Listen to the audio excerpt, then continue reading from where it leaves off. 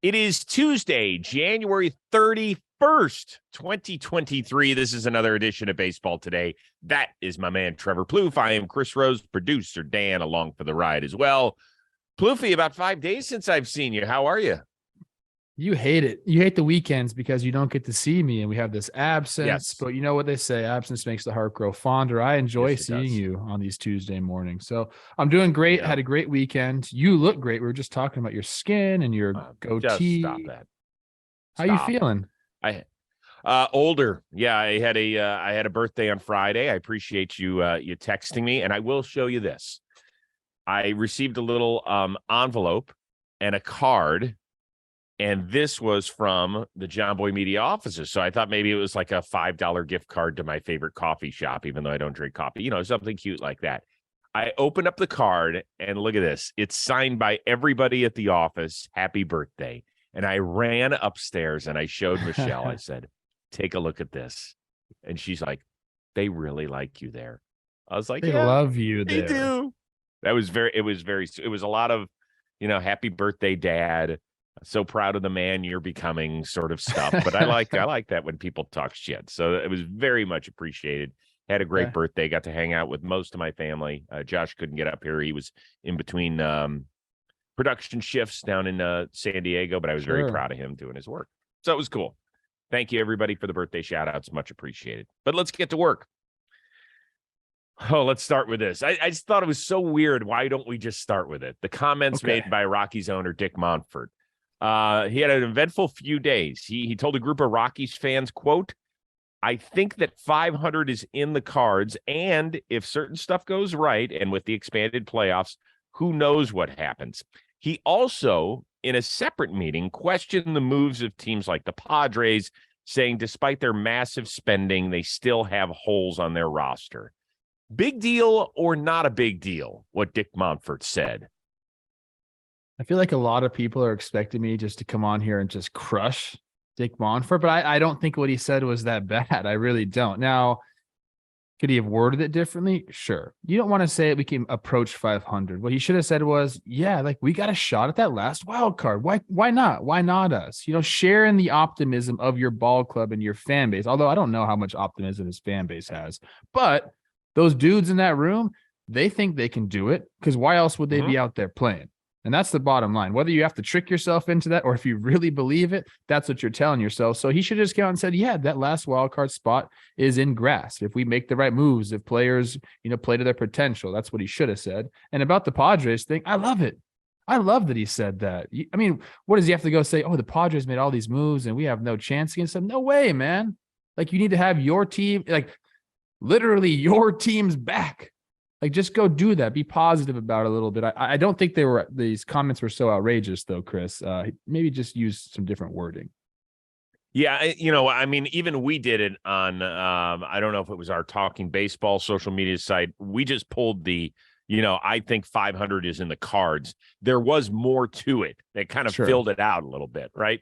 And that usually happens.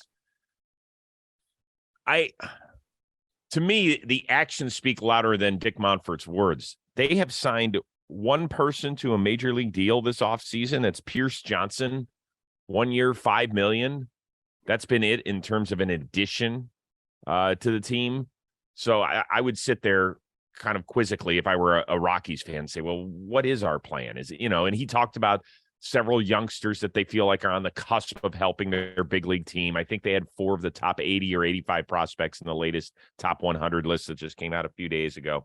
But to me, I applaud him a little here because he told the truth. We have asked several times this offseason, what do other owners feel about the likes of a Steve Cohn or a Peter Seidler, guys who are just spending? Dick Monfort just gave us the answer. Why are all these teams spending? He mentioned the Mets. He mentioned the Phillies. He mentioned the Padres by name. Teams that spent, signed $300 million ball players and didn't look back. So this is an owner telling us as fans, there's fractions among the owners. Like, yeah, we're pissed at guys who are pushing payroll up, right? I appreciate his honesty. I don't agree with it, but I appreciate him telling us. What I think is if the Rockies played 500 ball, we'd be ecstatic. I mean, I don't think there's any chance they even really approach it. I mean, I don't Right. want to be the bad guy, but we just did their TPP and went over it. I mean, a lot of things are gonna have to go right for them to finish 500. Right. So yeah, I mean, like this when this came out, I did see like the clickbait headlining stuff that yes, our social team did put out, but there was some context to it. And look, if we're being honest, I mean, he said what's probably the truth. I mean, 500 ball to them would be a winning season, if that No makes any question. sense. Mm-hmm. Mm-hmm. Okay. But like I said, I appreciate that an owner came out and said, I don't know why these guys are pushing up payroll this much. That's the way I read it. To that, you could say, well, they're trying to win the World Series. You ever thought about trying that? Yes, I love it that teams are spending money. But what I'm saying is that we all know that other owners aren't happy about it. And here's one that's going on the record and saying he's not happy about it. So good. You don't have to lie to our face. Thank you.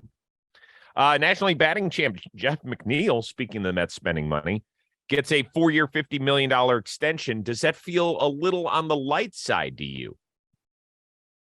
I mean, for his caliber of player, it does seem light, and it is light, but you have to take into account where he is on his, contract status. He had 2 more years of arbitration. 23 and 24 were going to be arb years. Then he becomes a free agent. And at that point, I think he'd be like a 33-year-old free agent. And, at this point, it was right for the Mets to go and try to sign him. And I think he thought the same thing. Like, look, I just had an awesome banger of a year, a career year for me, although he's been a really good hitter in years past, but he put it all together this year. And I think he wanted to capitalize on it. I mean, this is 100% life-changing money. He'll never have to do anything again after the game of baseball. So when you get a chance like that, especially at a guy, I don't want to say his age because he's still pretty young, but he doesn't hit for a lot of power. And I think sometimes teams really value that. I think that he and the Mets were right to get an extension going right here. I think it benefits both sides. I think the only risk he runs is to see how a control bat feels with the new rules, with the shift change. I'd be curious to see what sort of impact it has on a guy like Jeff McNeil. But do you think he got shifted a lot? More important? Did he get shifted a lot last year? I feel like these guys that have control bats they don't get shifted. So I'm curious. It's possible. Yeah, I would have to go look at all those numbers. But I think now, based on what the new rules are, I just want to see one season play out. Not that that'll be the end all be all, but it'll give us a little bit of better taste of what we're looking at. I don't think he shortchanged himself much. It just feels like with the Mets throwing all these exorbitant numbers out for guys who are making over $40 million a year, or, hey, let's bring in Carlos Correa for more than $300 million if that had worked out health-wise. And now to see Jeff McNeil making an AAV of 12.5 per year, you're like, oh, that's kind of cute. It's weird how we've been conditioned now. Yeah, and if he was a free agent, going into this offseason or even after this year, the numbers look completely different. You're adding another $25-30 million. So it's just that leverage that the teams have because they have the years of control. But like I said, I think the Mets are getting a deal, and I think Jeff McNeil's getting a deal here. Well, let's remember, what did Andrew Benintendi sign with White Sox for? 5 for 75, I think. 575, yeah. And this is a guy who's been more consistent at the plate. I don't know. He would have gotten more than $75 million in the offseason if he had been a free agent this year. Yes. And that'll be at his age 30 season instead of 33. So it's just all that stuff plays into this. And like I said, I think he did well. I think it'll be curious now. People are talking about like the next one up is Pete Alonso. What's his number going to look like? It's got to start with a 2 is what people all feel like. Huh. I read that the payroll with taxes this year is $470 million. I know. Isn't that crazy? Yeah. So that tax number is is that going to be a 9-figure tax? Close to I think so. I think so. I think right now, as he's spending anything more, like even with the McNeil thing, it's like dollar for dollar he's paying. Wow. Man, he's just going must like be this, nice. Chris. Just like you, I think he's before. Yeah, not very much. More, it's been working in reverse. Battle let's bring bots. that in instead of do this. It's let's go this direction on it. What's he worth? $17.5 billion. He better start earning some more money the way he's spending. Let's go. He better. Yeah. find I his next recently, within the venture. last month, I should have written this down. I saw the list of the richest owners in team sports in this country, and I think he was third.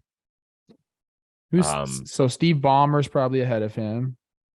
I think Ballmer's one, and I think Dan Gilbert of my Cleveland Cavaliers is two.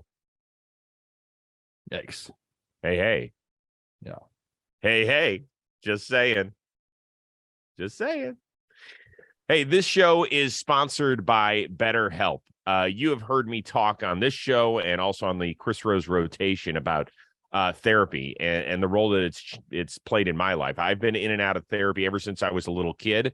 There wasn't a specific incident that led me to therapy. My parents always felt like it was good to have somebody to bounce ideas and thoughts with that wasn't part of our family dynamic. And I am a big believer in it. I think it opens you up to thought process and kind of a different worldly dynamic where it'll open your eyes to seeing maybe a smoother transition, whether it's through relationships or jobs or how to deal with things and stress and anxiety. Here's the key about BetterHelp. You work with a therapist that can get you closer to the best version of you. You're going to feel a bit more empowered. You're going to be prepared to take on anything that life throws at you. And we know that could be twists and turns all the time. So if you're thinking of giving therapy a try, BetterHelp is a great option. It is convenient. It is flexible. It is affordable. And here's the great thing. It's entirely online. So if you're traveling, if you're moving around the country, you just bring your computer. You are good to go. All you have to do is fill out a brief questionnaire to get matched up with a licensed therapist. And here's the deal. If you don't click right away, and it's important to find the best therapist for you, you can switch therapists at any time for no additional charge. So if you want to live a more empowered life, therapy can get you there. Need you to visit betterhelp.com/baseball today. You're going to get 10% off of your first month. That is BetterHelp, HELP.com/baseball today. I'm telling you, therapy isn't a thing that you should go, oh my God, are you in therapy? Really? You need help? We have become a world where it has become accepting. It's a way to feel better about yourself. So go sign up for it today. And you can save 10% as well with the code word baseball today. We continue on with another trade that happened in recent days. You had Cole Irvin. He was dealt from Oakland to Baltimore. We also have Zach Greinke back in Kansas City for another year. Which one of those transactions piqued your interest more? Well, I can tell which one piqued your interest more, so I'll go with the other side because this one did hit close to my my heart here. Cole Irvin going to the Orioles, I think, is a really good deal for the Orioles. On the A's side, I don't even really want to talk about these dudes. I mean, it seems like every 5 years, we're like, they stripped down their entire roster to the studs and just put in a bunch of names that are good players, and you'll have like what the Oakland A's fans have to deal with. So I don't want to talk about that side. But for the Orioles, you get a guy who's not a free agent until 2027. It's his first year of ARB. And by the way, it's his birthday today. So Cole Irvin, happy birthday. He's 29 today, January 31st, 2000, or excuse me, 1994. That's what I say, 2004. 1994, he was born. But look, cost controlled. You have him for 4 years. Like, this is a great deal for the Orioles as they're kind of transitioning, bringing some of their younger pitching prospects up to the big leagues within the next couple of years. You know, a guy that can eat innings the way that Cole did last year. I think he threw 30 games, 180 something innings pitched. Like, this is what you need. They bring in Gibson, they bring in Irvin. Both these guys are awesome dudes in the clubhouse. So, I mean, a little bit of a mentor role for Cole with some of these younger guys, but if anything, eat the innings, be part of the transition as they look to get into their window. I mean, Baltimore is about to start going, people, and it's exciting. Well, last week, I remember we had a question, which team disappointed you most with their offseason so far? And I said a little bit about the Orioles because I thought that they needed to capitalize on the enthusiasm that they brought to that city a season ago, and in part because they didn't make a big-time pitching move. This betters their staff, but not by a ton, in my opinion. If you look at Cole Irvin's splits, they're not good home and road. He pitched great in that, cavernous Coliseum a year ago. Elsewhere, it was an over 5 ERA. So he's going to have to work on that, particularly in the American League East. But to me, the move that really piqued my interest, if you were talking about the Orioles specifically, it's that Grayson Rodriguez, the number one pitching prospect out there, is going to have a chance to break with the team. So to me, if I'm an Orioles fan, that's the news I get excited about. I do think Cole Irvin will help. You mentioned him being an innings eater. I am wearing a Royals hat because I love Zach Greinke. I think he is as interesting as they come. Every teammate will say the same thing about him. They love his brutal honesty. I think him being on one of the younger teams in baseball where guys are trying to prove themselves is interesting as well. He is still playing for something individually, whether he'll say it or not. He's 118 strikeouts shy of becoming the 20th member of the 3,000 strikeout club. And the only guys that are members of that club that aren't yet in the Hall of Fame are Verlander, Scherzer, Clemens, Schilling, and Sabathia. Well, Verlander and Scherzer, they're still playing. Sabathia is not yet eligible. We know about Clemens and Schilling and what goes on with them at the voting. More importantly, Greinke has been an elite strikeout pitcher without giving away free passes, which is saying something. According to Joe Posnanski, who dropped this tweet yesterday, he'll have a chance to become one of only 4 players in history with 3,000 strikeouts and fewer than 800 walks. Wow. That's an amazing number.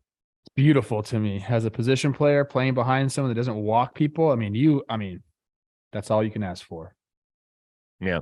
Now, based on his performance last year, so unless he has a major renaissance in the strikeout game, he's going to have to be there 2 years in order to get this done. But if he strikes out, let's say he stays healthy and he strikes out 80 to 85 guys, you can't walk away when you're less than 40 strikeouts from 3,000, could you? I don't put anything past Zach Greinke. He can do whatever he wants, and he will do whatever he wants. He might want to get to, knowing him, he might get to 2,999 and say, I'm done, and pull himself from the game. You're right. He is go find these columns. I know that The Athletic has done a couple of them on Zach Greinke, former teammates or current teammates, just telling, in some cases, 1, 2, or 3 line stories about the conversations they've had with him. Just everybody says the same thing. It's just brutally honest and will say anything that there's no filter with him. I tell this story. I think I've said it on here before, but it's worth mentioning again. The first time I faced Zach Greinke, I was a scrub, young guy, and I came back to the dugout. I was like, I don't know what all the hype is about. I saw that pretty well. Now, did I get out? Yes. Then the next time I faced him, I was a little bit better of a hitter. And so I think he tried a little bit harder. And then I came back to the dugout and I was like, oh, now I get it. So the first time I faced him, he didn't even care. He's like, here, bro, here's my easy shit. And I didn't do anything with it. And then I think he said, okay, let's dial it up. And man, the pinpoint accuracy, the movement of his pitches, he had a little slight pause in his delivery, everything kind of messes with you. And he reads everything that you do in the box. It's like when you're playing poker, you try to have a poker face with this dude because he'll pick up on anything. If your front shoulder's going, he's going to expose you up and in, down and the way. If you're diving in, you're going to get one up here. He knows how to pitch, and it's been a pleasure, man. Yeah. I don't want to ruin the story, but Justin Turner, when the first time he was on the Rose rotation, I think, first or second, he mentioned one time he went up to Greinke and he was struggling early in his Dodger days. And he said, how would you get me out? And Greinke got up and walked away. And Turner was like, well, this is weird. And he came back the next day and told him exactly what he would do, and just gave him, the perfect blueprint. And he is Justin Turner, how he's right on top of the plate now? Mm-hmm. He said Zach Greinke is the reason he made that change because of what Greinke told him. Yeah, it's really amazing stuff. So good that he's back. All right, big last few days for the Rays. They started the process of perhaps moving toward a new stadium in St. Petersburg. Wink, wink. We'll see if that gets done. But they also gave extensions to Yandy Diaz, Pete Fairbanks, Jeffrey Springs.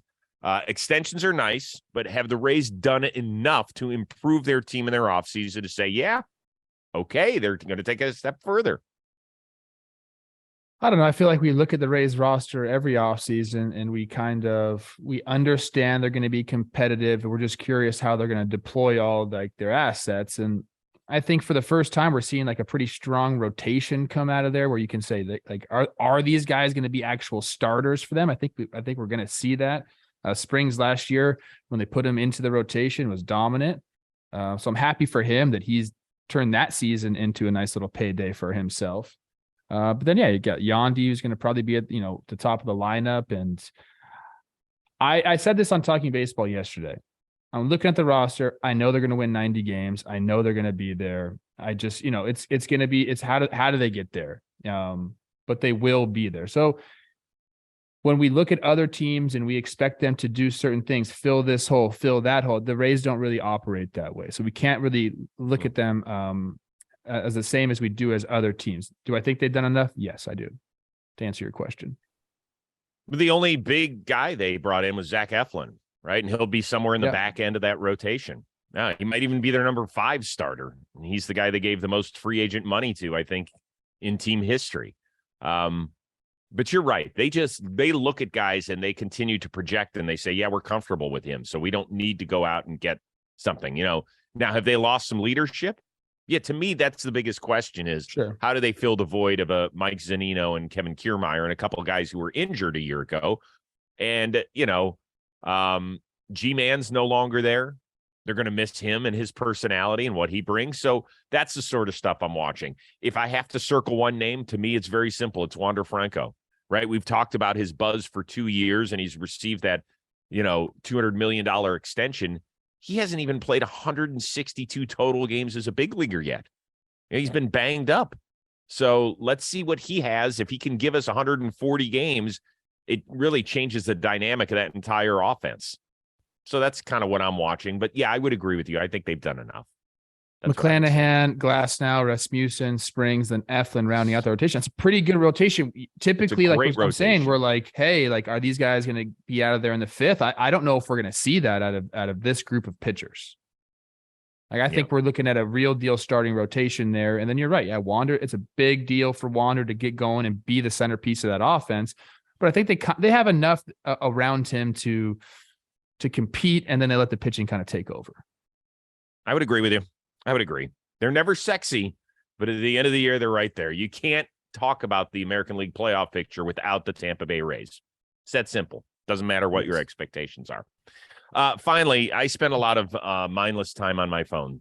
I'm just flipping through stuff, and I found something the other day, and I laughed my ass off at this.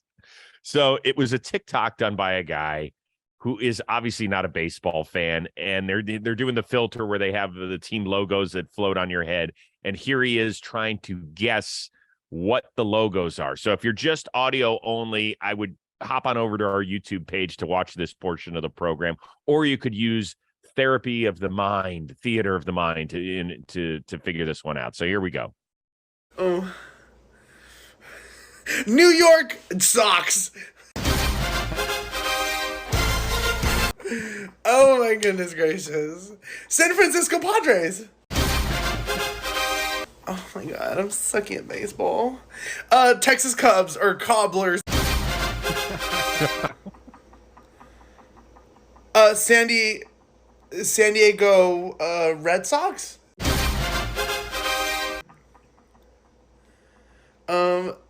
Orioles. Oscar. Dude, I cannot wait to watch the Oscar Orioles play this year. So is that sad or hilarious what we just witnessed? That was hilarious. Oh my, with the San Francisco Padres, that was my favorite one. Because then he gets San Diego, and I think he's like, dang it, I messed up. And maybe they're not that. Texas Cubs is good. I mean, I bet if I did that to like, you can do that to pretty much anyone. I bet they'd have the same reaction. Unless you're super into baseball like we are, we know all the logos and stuff. Like, I feel like that's pretty hard. So I don't want to be too harsh on this guy. It was hilarious. I mean, and his reaction. It's very, very funny. His facial reactions, like you could see the angst in his face as he's, doing this whole thing. I laughed so hard. I just had to share it. Why Dan not? Rourke, our producer, says everyone should know the Yankee logo. Just relax, bro. You know what? It's interesting though. So if you were to take the 100 plus logos of the 4 major sports teams. Yankees is obviously the most obvious baseball one people would get, right? Don't you think? Maybe. Yeah. I don't know. Dodgers is pretty, LA is, and when you have the city initials on, it's pretty easy. Yeah, but you could just say LA. You have to say what team it is, not just city. Oh, the LA Dodgers are pretty, well known as well. I could do the NBA. I could do NFL. If you put the hockey logos in front of me, there's no chance. There's no chance, huh? I would know some of them. Ooh, maybe this is what we do one day. Give me like a random NHL city, and I'll see if I can name the team. San Jose Sharks. That's California. Yeah, that's good. That one. All right. Tampa Bay Lightning. Okay. Maybe I can do Carolina Hurricanes. Okay, see, you're good at this. You're fine. All right. We're fine. Do you have anything? When do we start releasing your what are they called? The TPPs? TPPs, the team profile and projections. They'll start going out like second week of February, I believe. Oh, or maybe maybe they'll be out earlier than that. We've already done about 10 teams. And I think we have this on Thursday. We have another big old session. Oh boy. So do we have to move the show from Thursday? No. Oh, okay. I'll take the break from that to do this, then go back to it. What? You are an animal. Woo! I love that. You are an animal. Then I have a golf after that. Okay.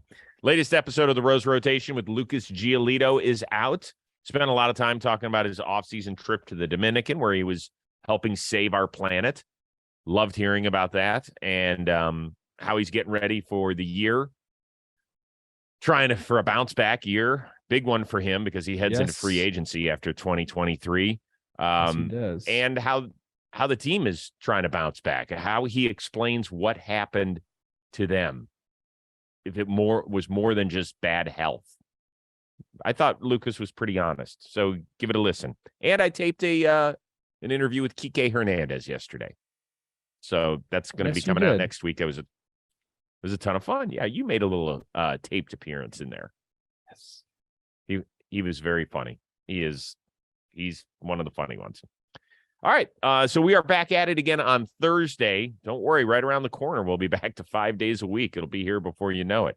When are we starting that? We're going to take March? Sometime in March. Yeah. Okay. Probably after our little soiree that we have with the rest of the John Boy Media folk. That's my guess. Oh, okay. That's what I'm guessing. But we'll talk about it. So for our one-of-a-kind producer, the most interesting man at John Boy Media, Dan Rourke, and Trevor Plouffe, I am Chris Rose. We will see you Thursday on Baseball Today.